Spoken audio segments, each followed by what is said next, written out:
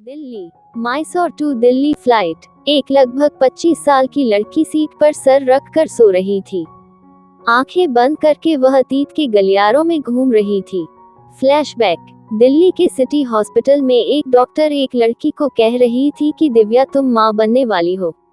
ये सुनते हैं उसकी कथई आंखें हैरानी से फैल गई।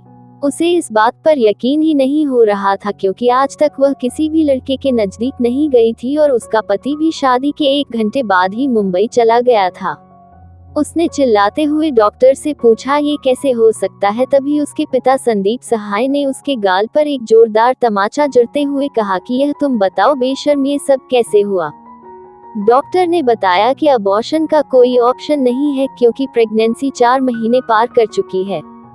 वापस आकर उसके पिता ने पिछले 5 महीने के सीसीटीवी डिटेल देखे और उन्हें ये जानकर हैरानी हुई कि पिछले 5 महीनों से किसी न किसी बीमारी के चलते दिव्या घर से बाहर ही नहीं गई। घर आने के बाद जब संदीप सहाय दिव्या की मां को उसके बारे में बताते हैं तो दिव्या की उम्मीद के उलट उसकी मां कहती है कि बच्चों से गलती तो हो ही जाती है, अब हम कर भी क्या सकते हैं। मुझे तो बस इस बात की टेंशन है कि लड़के वालों को इस बारे में पता चलेगा तो क्या होगा। हमारी छोटी बेटी के रिश्ते में भी बहुत दिक्कत आएगी। दिव्या अपनी मां की ऐसी बातें सुनकर हैरान थी क्योंकि उसे तो लग रहा था कि ये सुनते ही वो उसके ऊपर चिल्लाएंगे और हो सकता है कि उसे घर से बाहर भी निकाल दे। लेकिन ऐसा कुछ भी नहीं हुआ। दिव्या की मां का व्यवहार हमेशा ही दिव्या की तरफ सौतेला रहा है। वह उसे कभी भी प्यार से बात नहीं करती थी और अचानक से ही उनका ये बदला हुआ रवैया देखकर दिव्या बहुत ज्यादा हैरान थी और इससे भी ज्यादा हैरान वह इस बात से थी कि आखिर वह प्रेग्नेंट हो कैसे सकती है जब वह किसी लड़के से इंटीमेट हुई ही नहीं है। ये सब बातें उसे बहुत ही ज्यादा परेशान कर रही थी और धीरे धीरे वह डिप्रेशन में जाने लग गई थी। एक दिन दिव्या की तबीयत बहुत ज्यादा खराब हो गई। उसे अस्पताल लेकर जाया गया।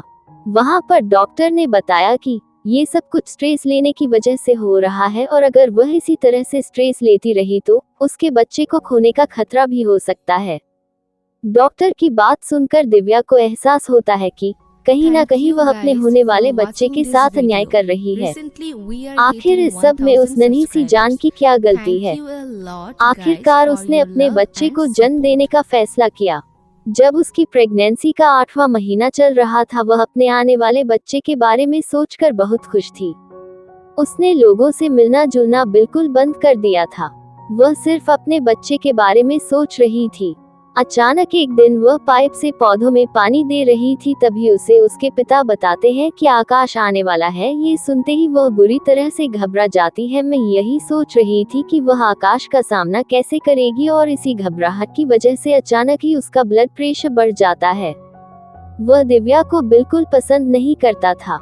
हालांकि दिव्या का फेस बहुत ही सुंदर था, उसकी कत्थई आंखें बहुत प्यारी थी, लेकिन उसके बढ़े हुए वजन के कारण कोई भी उसकी सुंदरता और मासूमियत पर ध्यान नहीं देता था। आकाश मलिक ने यह शादी अपने घर वालों के दबाव में की थी, इसलिए वह शादी के तुरंत बाद ही मुंबई चला गया। ये सब सोचते सोचते घबराहट के मारे वह बेहोश हो गई और पेट के बल गिर गई और उसकी ब्लीडिंग शुरू हो गई। उसके पापा उसे तुरंत हॉस्पिटल लेकर गए। मम्मा मम्मा उठो, फ्लाइट लैंड होने वाली है। एक प्यारी सी आवाज दिव्या के कानों में गूंजी। जैसे ही उसने आंखें खोली एक नन्ही सी प्यारी सी बच्ची अपनी गोल गोल आंखों से उसे देख रही थी।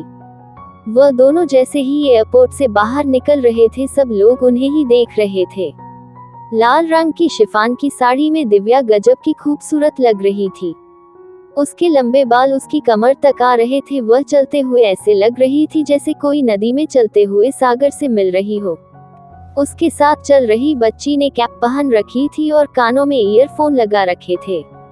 उधर एयरपोर्ट के बाहर आकाश मलिक अपनी कार के बाहर खड़ा दिव्या का इंतजार कर रहा था। आज बड़ी मुश्किल से उसके घर वाले उसका दिव्या के साथ तलाक के लिए राजी हुए थे, इसीलिए दिव्या इतने दिनों बाद दिल्ली वापस आई थी।